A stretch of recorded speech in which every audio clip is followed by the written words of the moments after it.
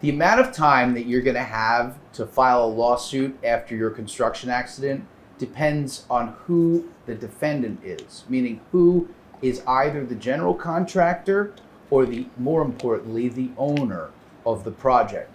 Construction accidents are governed by the New York labor law, which puts liability for accidents and specifically violations of the statutes that apply on the owners and the general contractors, whether or not they had anything to do with the accident.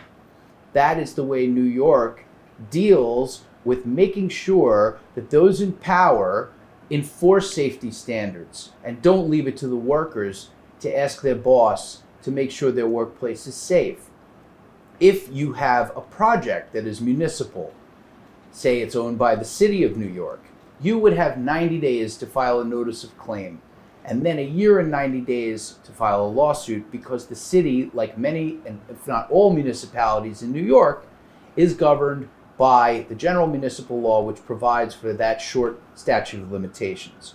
If you are working, for example, on a Port Authority job, the Port Authority has a 10-month notice of claim period, and then a 1-year statute of limitations.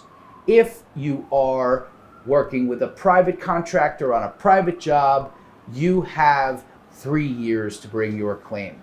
If you're working on land that is owned by the state of New York, you will have 90 days within which to either file a formal claim in the Court of Claims, that's a special court that deals with claims against the state, or you can file a notice of intention to make claim, and thereafter you have 2 years from the date of the accident to bring the claim.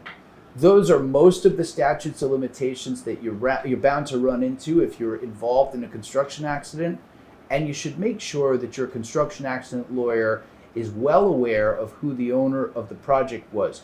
There's the general contractor, typically that's a 3-year statute of limitations because the government doesn't general contract. That's private company stuff. You're always going to almost always have 3 years against them. It's more about the ownership.